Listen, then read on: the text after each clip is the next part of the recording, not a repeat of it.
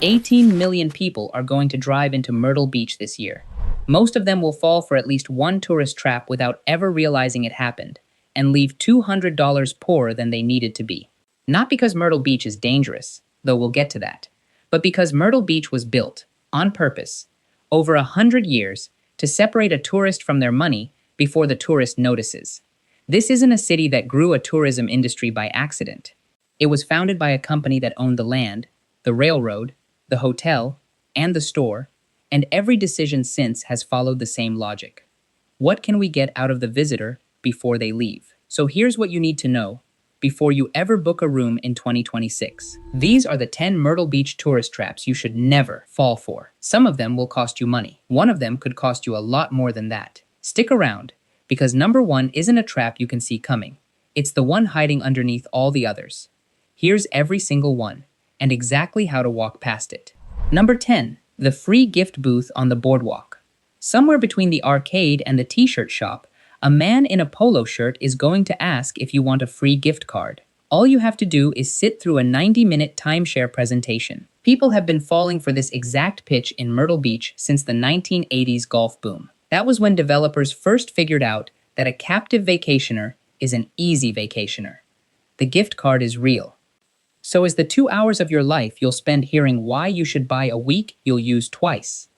Walk past the booth. If a stranger on the boardwalk wants 90 minutes of your vacation, that's the whole pitch right there. You don't need to hear the rest of it. Number 9, souvenir shops with the same shirt in every window. There are more t-shirt shops per block on Ocean Boulevard than in almost any tourist strip in the country. And they are, with very few exceptions, the same store wearing a different sign. Same crude slogans, same beach towels, same seashell magnets marked up 400%. This isn't local craft. It's inventory, bought wholesale, shipped to a dozen identical storefronts. If you want something that actually says Myrtle Beach and not just beach, you have to go inland a few blocks. Go to the family-run shops that have survived since before the strip malls arrived. The ones that are, every year, a little harder to find. Number 8, the beachfront hotel that isn't on the beach. Read the map before you read the reviews. This city has hotels advertising oceanfront and beachfront, but once you actually check the address, some are 2 or 3 blocks inland, close enough to smell the ocean, not close enough to walk to it in flip-flops without crossing 4 lanes of traffic first. Pull up the satellite view before you book. A 5-second check saves you a week of walking further than you were told you'd have to.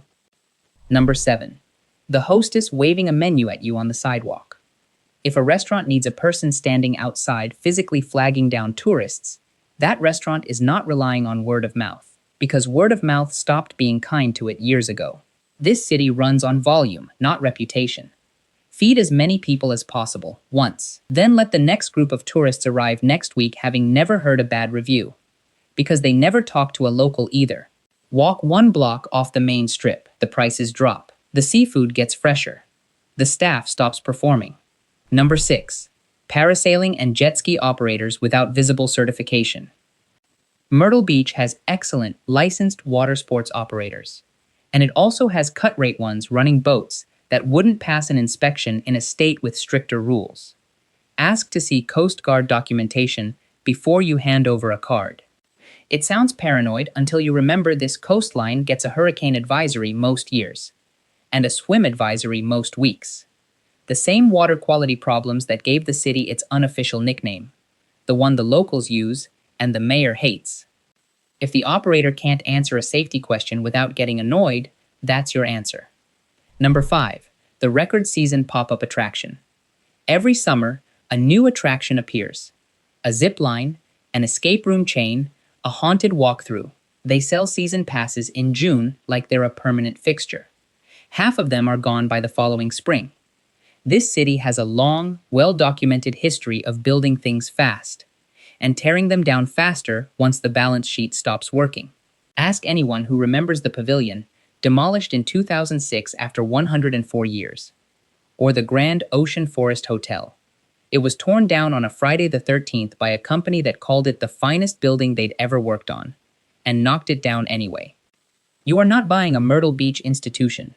You are buying this year's version of one. Number 4, the golf package flyer at every gas station on Highway 17. In 1986, there were 38 golf courses in the Myrtle Beach region. By 2011, there were more than 110, and the number of rounds actually played barely moved.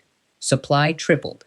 Demand didn't, which means 15 to 20 courses have quietly closed since the mid-2000s. They were bulldozed for condos. And some of the deals you're seeing flyered at gas stations exist precisely because a course is fighting to fill tee times before it becomes the next subdivision. Book directly with the course. Check the reviews from the last 30 days, not the last 3 years.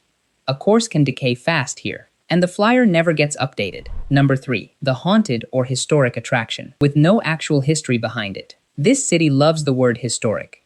It uses it on buildings built in 2011. The actual historic Myrtle Beach included the 1901 Seaside Inn, the 1930 Ocean Forest Hotel, and the Shag Dancing Pavilion, where a 1954 crowd of Time Inc. editors dreamed up Sports Illustrated over a round of golf. Most of it is gone, sold for scrap or quietly buried under a parking lot.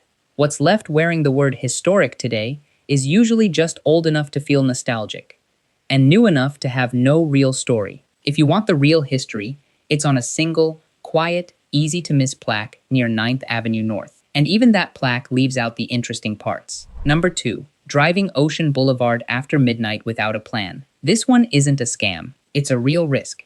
And pretending otherwise does families a disservice. Violent crime in Myrtle Beach has actually been declining in recent years. It was down 17% in 2023 alone.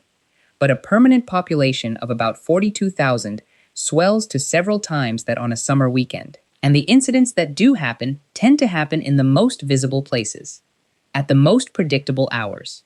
In April 2025, a shooting on North Ocean Boulevard injured 11 people just before midnight.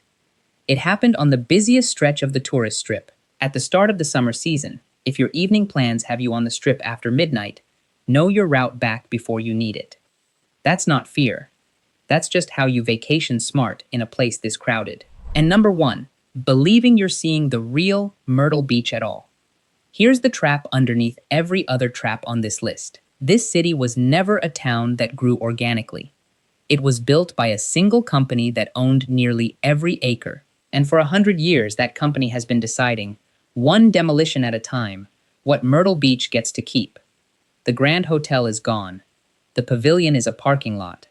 The first Shag Championship venue is a Dollar General. What replaced all of it is interchangeable. The same high-rises, the same strip malls, the same t-shirt shops you'd find in any volume beach town from here to Panama City. Meanwhile, Charleston, 100 miles down the coast, is setting tourism records. Because Charleston protected the thing Myrtle Beach sold off, an identity that isn't for sale. So the real trap isn't any single overpriced parasail ride or timeshare pitch. It's arriving expecting the town in your parents' photo albums, and not knowing, until you're standing in the parking lot, that it isn't there anymore. If you want the good version of this trip, and it still exists, head a few miles north, to North Myrtle Beach. That's where the crowds thin out. The violent crime rate runs at roughly a third of Myrtle Beach proper, and you can still walk into a place like Fat Harold's on a Tuesday night. You can watch a couple in their 60s shag dance with the same easy, unhurried grace this whole coastline was famous for, back before anyone thought to put a price on it. The water's still warm everywhere along this coast, the sand still wide. But this is a 60-mile strip of shoreline that generates over $13 billion a year, precisely because it knows how to make a tourist feel like they found something special, whether or not there's anything special left to find. Know which 10 things to walk past, and you'll actually get the trip the postcard promised you.